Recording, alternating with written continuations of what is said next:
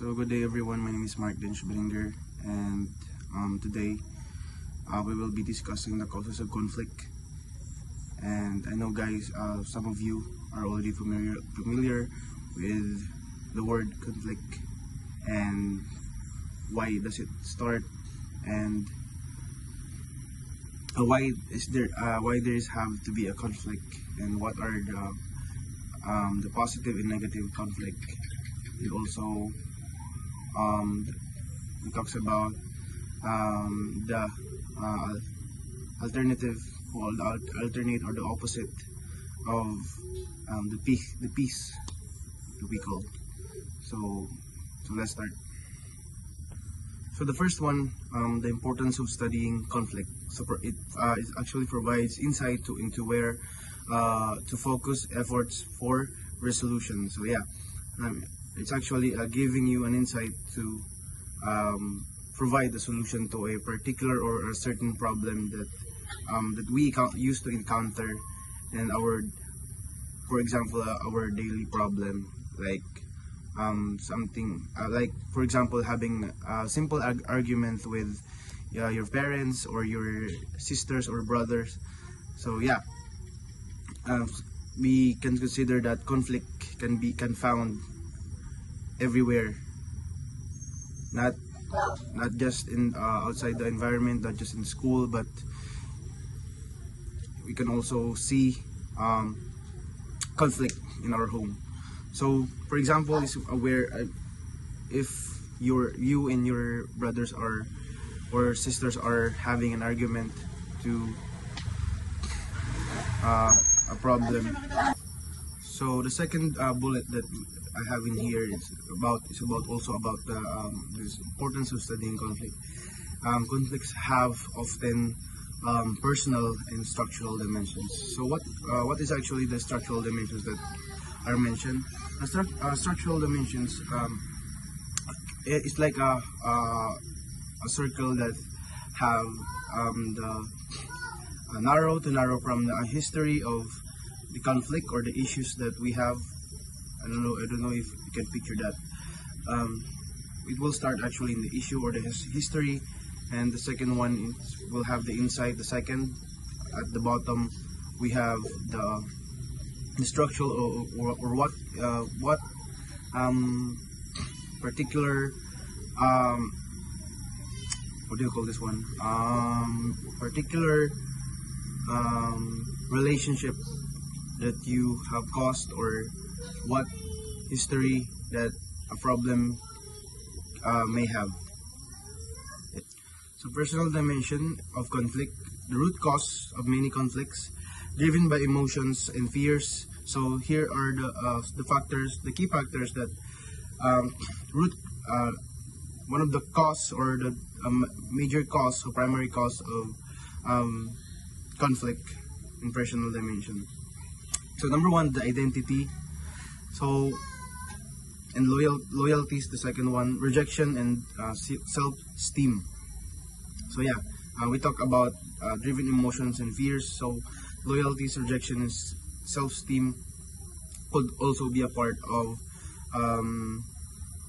personal dimension of conflict. So for example, if you have a job, and that job you actually love that job deeply. So then one day we have a situation that one day you have been fired by your boss, or whatever you call that. So it costs you a rejection, and so therefore the emotions are there.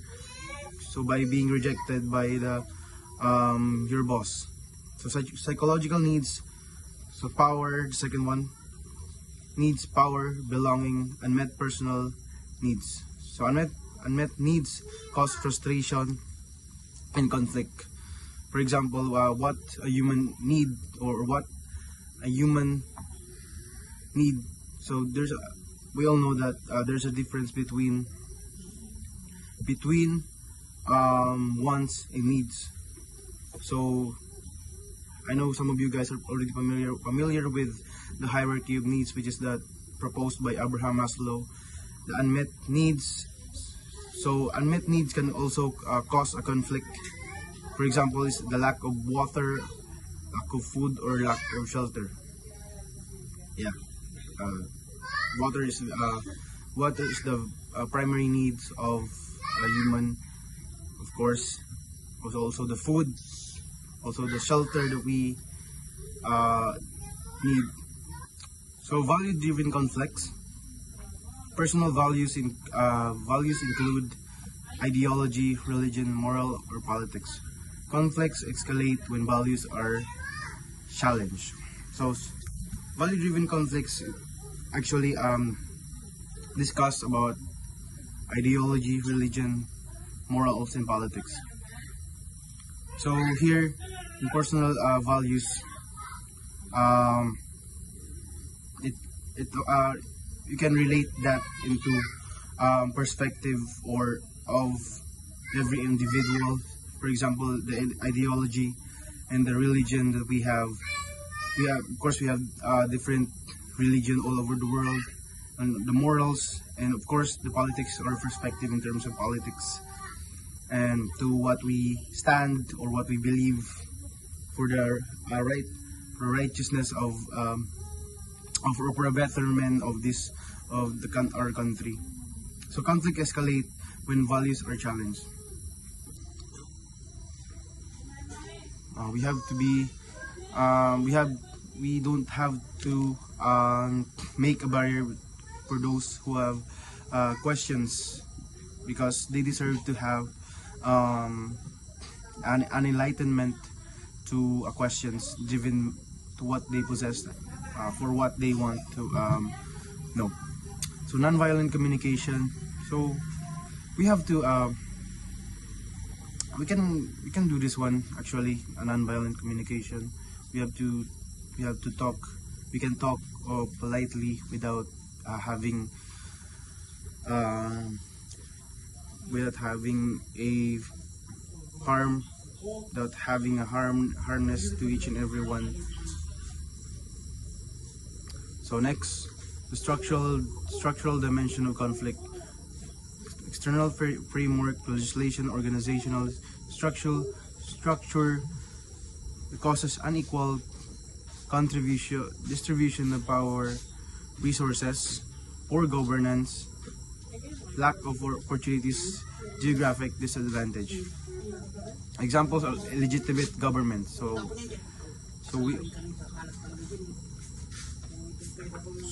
the example of illegitimate governments are those who actually scam people to benefit for their own, to have a benefit for their own sake, because we are living in a country which is a third world country, specifically in the Philippines. We are having a poor government. So that's why siguro nga baka kaya nila nagagawa yung mga ganung bagay. So inequality in resource access. So isa rin to sa mga problema, no, yung ating mga minsan inequality na tawag sa mga pera. For example, sa mga pera. So lastly, for my topic is non-violent direct action, protest, boycott, strikes, civil disobedience.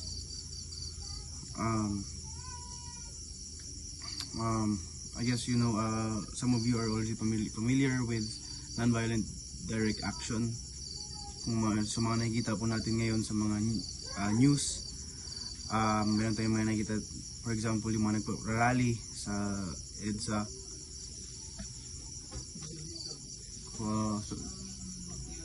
Dahil sa mga pinaglalaban nila na akala nila ay tama, which is considered as non-violent direct action.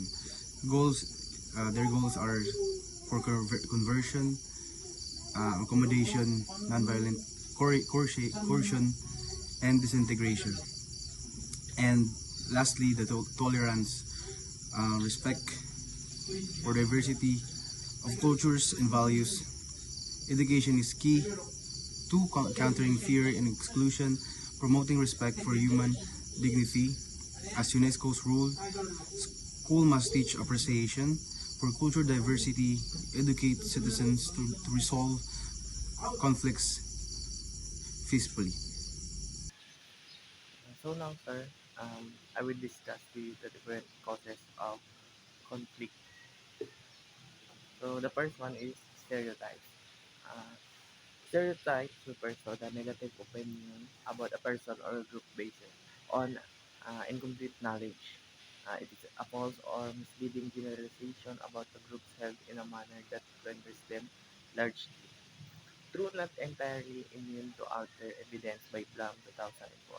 So yung stereotype, ito yung nagbibigay ka ng mga opinion without or uh, with negative impact to the person. So, so according to Emily Ramirez 2017, merong 8 types of stereotypes. The first one is religious stereotypes. So ito common naman to sa pinakamainit na pinag-usapan or nagiging ah, ah, pinag-usapang problems lalo na dito sa Pilipinas yung pagbibigay ng mga negative opinion about different religion. Yun. And number number two is the political stereotypes. Third one is the racial stereotypes, and next is the class stereotypes. Class stereotypes, ito yung mga pagbibigay or yung mga negative opinion with the different class of people.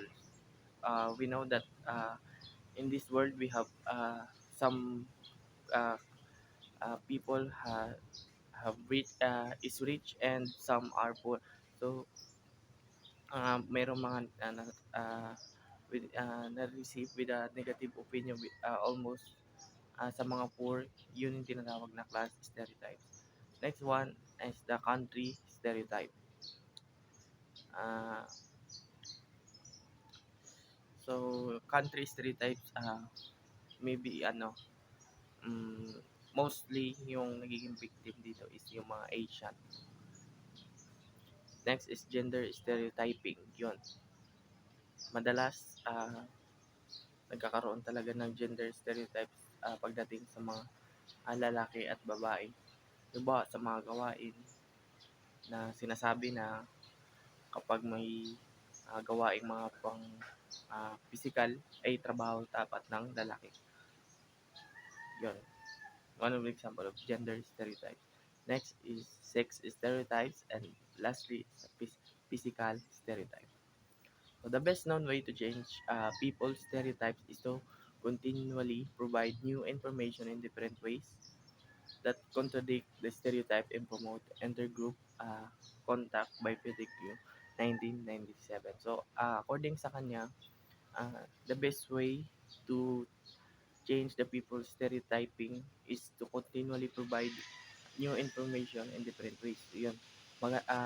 Hindi lang dapat lagi tayong may new or yung mga na rinig natin ng mga information dapat sinesearch natin kung ito ba ay tama or isang kung ito ba ay magkaka negative impact to the people or makapagbibigay pa ito ng positive.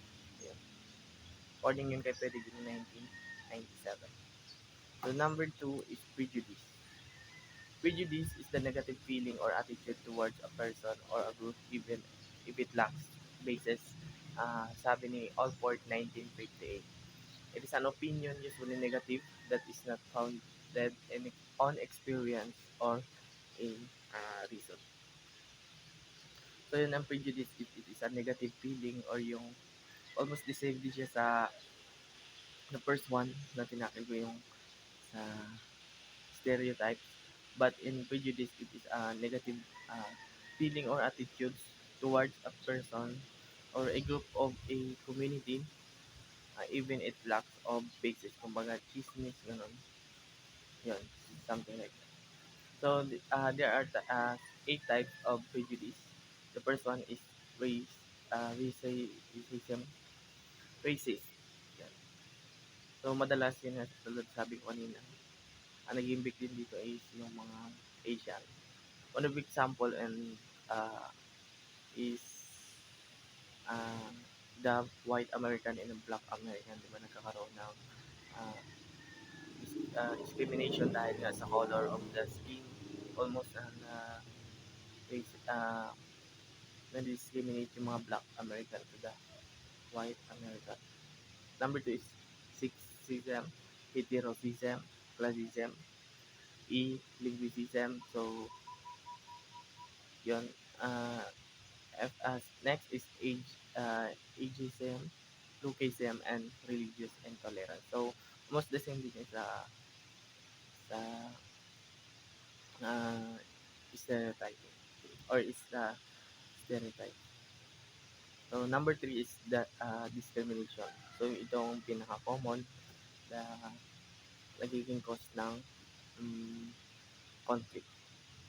So, discrimination refers to the negative action towards members of a specific social group that may be manifested in avoidance, aversion, or even violence in a way ni Francois 1986. So, yung discrimination daw nagre-refer sa negative action or negative action within the people or a group uh, or specific group. So, yun. Alam naman natin ang meaning ng discrimination. Discrimination involves treating individuals or groups unfairly by creating distinction that result in unequal opportunities, often with a negative or exclusive intent. It is an act of injustice that violates the right to equality by Prescott 2017. So once na na-discriminate or na-violate mo yung right ng isang tao, ay tinatawag niyang discrimination according to Prescott 2017. So Prescott identifies 18 common types of discrimination, including racist, xenophobia, homophobia, and machismo. Other forms include discrimination based on nationality, ethnicity, sexual orientation, gender, age, culture, social class, wages, religion, language, ideology, and workplace issues such as maternity and gender bias. So, si Prescott ay in-identify niya yung 18 common types of discrimination that include dyan yung pinaka, para sa kanya, merong anim na pinaka common na nangyayari. Ito yung apat na nangyayari.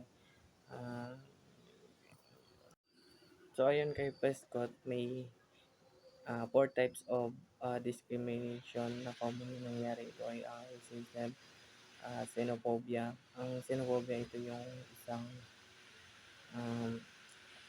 act of discriminating on people based on his or her country, and homophobia or yung homophobic is an act that denies our gay society or our gay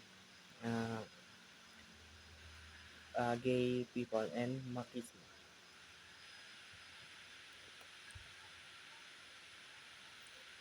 Next is oppression. Oppression involves the exercise of tyranny by a group, limiting others' ability to fully realize their humanity. This can happen through mistreatment, denial of education, language, and opportunities. So ito ay nangyayari.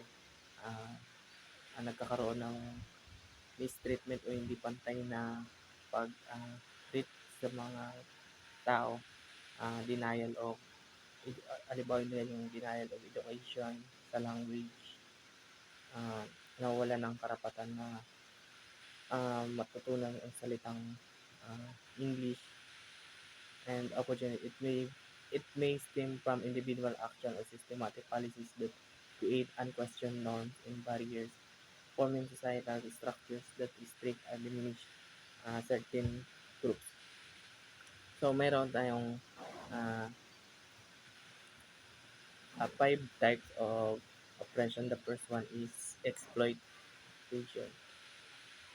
So, exploitation occurs when people's labor is used to generate profit without fair compensation, as seen in sweatshops or with minor, miners paying for tools while risking no pay. So, yon number one dyan is yung exploitation. Ito yung uh, hindi pantay na pag-treat sa ating mga workers. For example, yan yung, di ba, yung mga miners. Uh,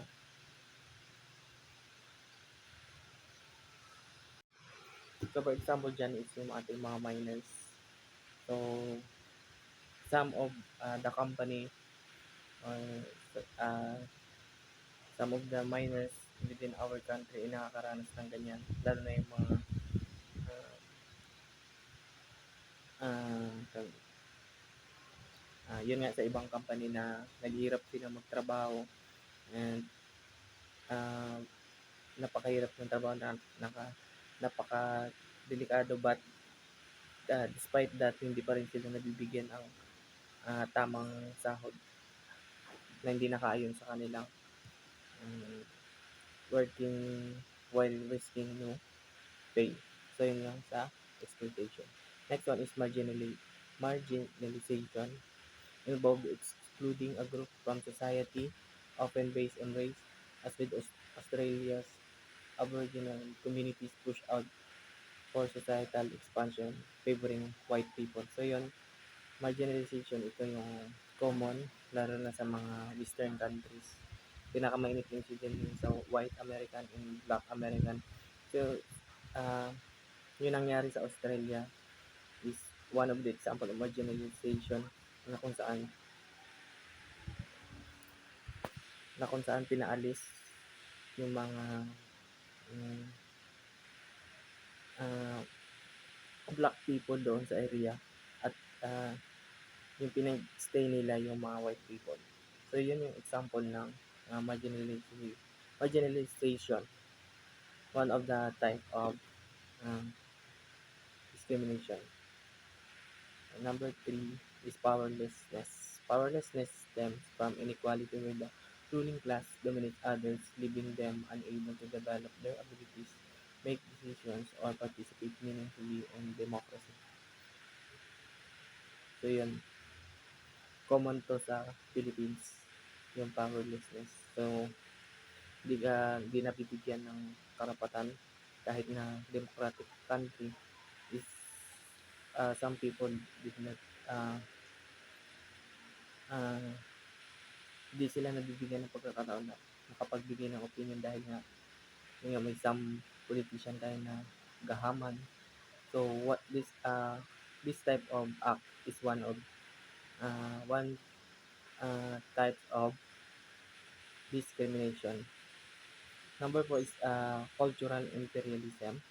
Cultural imperialism imposes the ruling class culture as the societal norm, as seen in the dominance of Anglo-Christian belief in English and America.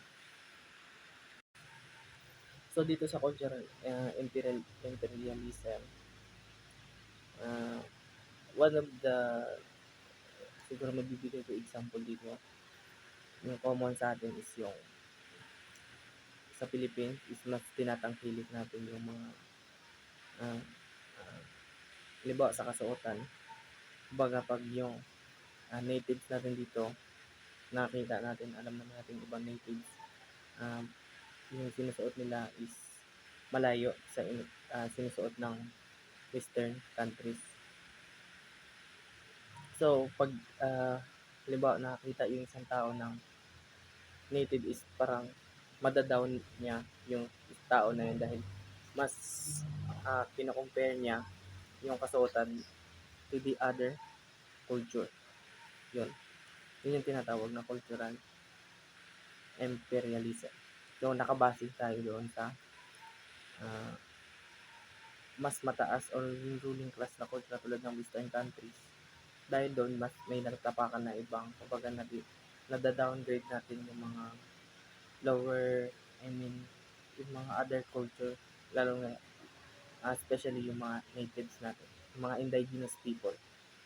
So yun, one of example of discrimination. And lastly, violence. A violence, a visible form of oppression targets individual or groups through hate crimes or attacks driven by xenophobia to intimidate, harm, or destroy. So yun, violence, one of the last types of a discrimination. So other cause of conflict. So yan daw, papasok ang misunderstanding, perception, and miscommunication. So yan sa like in other country, so nagkakaroon sila ng misunderstanding or miscommunication sometimes dahil doon nagkakaroon ng conflict. Halimbawa na lang pag sa mga ah, magkakaibigan, di ba? Pag nagkakaroon ka ng, siyempre may mga hindi naman, kahit nga mag-best friend, nagkakaroon ng misunderstanding or miscommunication dahil doon, yan, maaaring nagkakos siya ng conflict. So, yan yung other cause of conflict. Next is gaps between expectation and resolved conflict occurs when outcomes fail to meet anticipated hope or expectation. So, yun, sometimes nagiging cause din yung conflict yung uh, mga expectation ng isang tao. Number 2 is incompatibility of ideas, opinions, and beliefs. Next is the competition over material resources. So yan nagiging focus din yan ng conflict na especially to the big countries like US, China. Nagkakaroon ng competition regarding sa mostly sa mga non-military equipment, think ganon, sa mga science, invention, yung dahil doon, sometimes na nagkakaroon ng conflict yung mga bansang, lalo naman yung mga mayayamang bansa. Next is desire for revenge. So, ito, common talaga, kahit saan mo tingnan, pag bumanti talaga isang tao, is patuloy yung conflict. Hindi matatapos ang pag-aaway, pag ganti na ng ganti. So, yeah. Next is need for attention and appreciation. So, yun. Ito nagiging cause din ng conflict. So, example dyan sa klase, di ba may some students na mga papansin, mga ganyan. So, yan. Nagiging cause din yan ng conflict. And lastly is unacceptable attitudes and behavior. Ito common talaga sa lahat. Yung mga attitudes or behavior ng isang so yun sa unacceptable attitudes and behavior. So, yan talaga isa sa mga cause ng conflict yan. Pag hindi ka tanggap-tanggap ng isang attitude or behavior ng isang tao, kahit sa anggulo, sa pagkakataon is magiging cause talaga yan siya ng conflict. So, that's all. I hope you learn a lot from our discussion with Mark Lynch Berengli. And thank you for listening.